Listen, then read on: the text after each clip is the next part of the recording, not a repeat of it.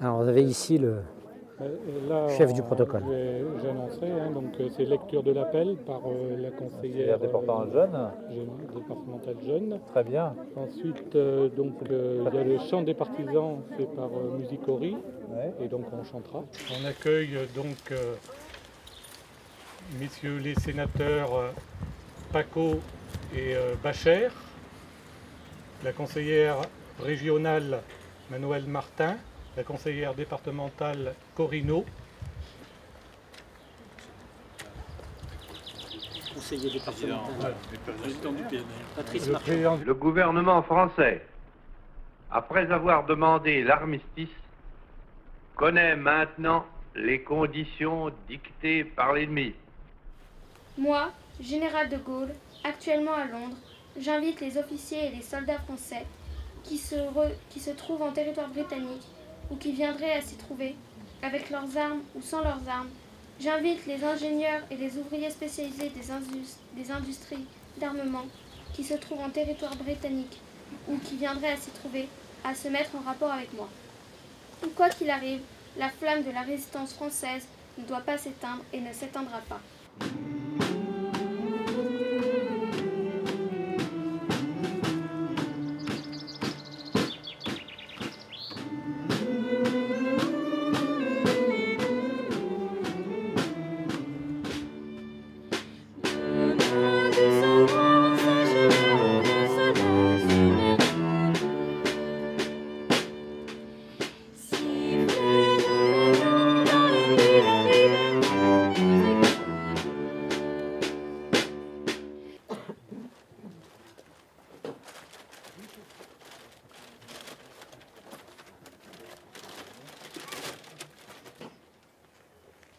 Nous rappelons que c'est au cours de la nuit qu'il nous faut croire à la lumière.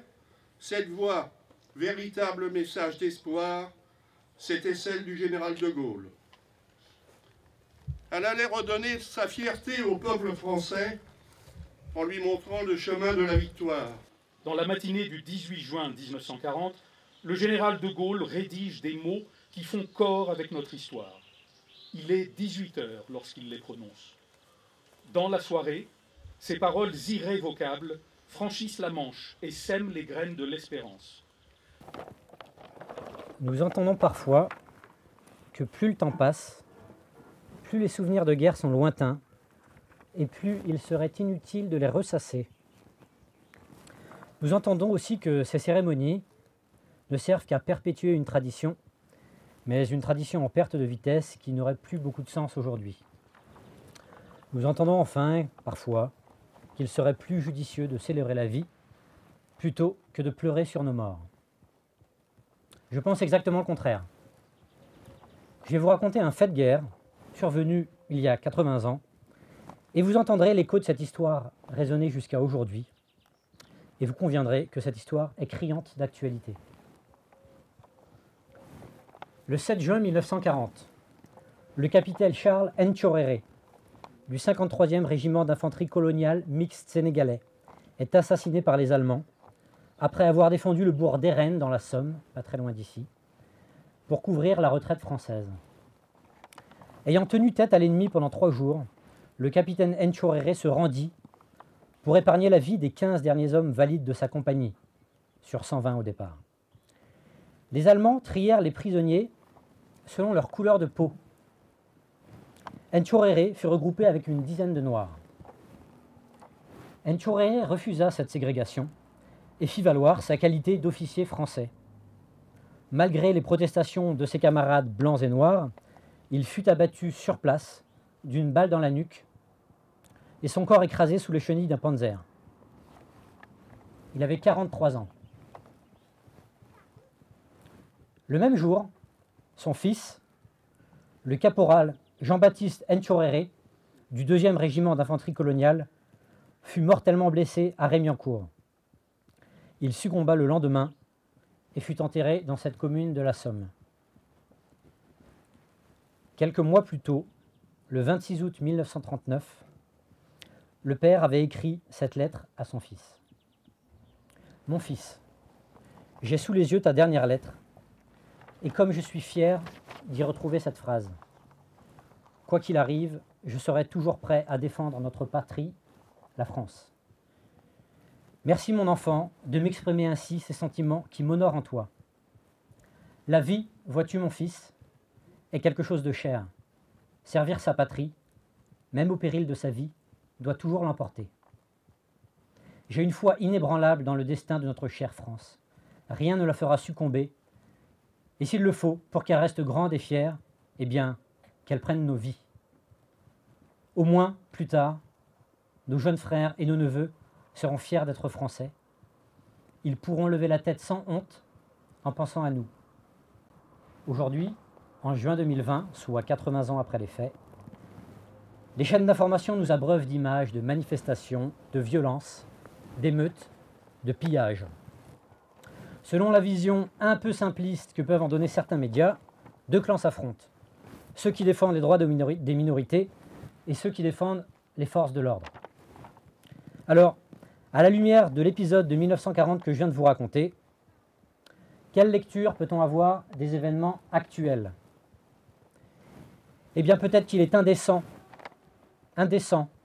d'enfermer les minorités dans un rôle de contestation systématique, tout comme il est intolérable de voir dans le policier ou le gendarme un bourreau raciste. Ici, à Auray-la-Ville, nos gendarmes font un travail remarquable. Ils font preuve d'un dévouement et d'une bienveillance de tous les instants. Nous dénonçons avec force l'amalgame dont ils sont victimes, à l'instar de tous leurs collègues policiers et militaires, et nous leur apportons notre soutien total. Comme l'histoire de Charles Ntchoréré nous le démontre, la bravoure et l'honneur, ça n'est évidemment pas une question de couleur de peau. Comme l'histoire de Charles Ntchoréré nous le démontre, être fier d'être français, ça n'est pas l'apanage des uns ou des autres, c'est un état d'esprit accessible à tous, et je dirais même indispensable à partager si l'on veut vivre dans la concorde et la compréhension mutuelle. L'esprit de résistance, celui du général de Gaulle, doit rester un marqueur pour notre société contemporaine. Si la soumission à l'heure du temps conduit au pire renoncement, alors la résistance est un devoir. J'arrive à la fin de ce discours, alors je n'ai pas besoin d'applaudissements, je vous invite, vos applaudissements, à les diriger vers les gendarmes qui sont ici représentés pour leur témoigner notre soutien. Je vous remercie.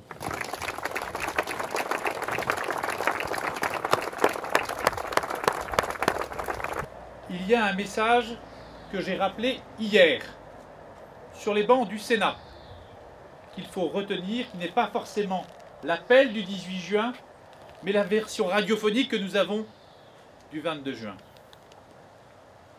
où il est rappelé ce triptyque qui doit faire nation. L'honneur, le bon sens, l'intérêt supérieur de la patrie.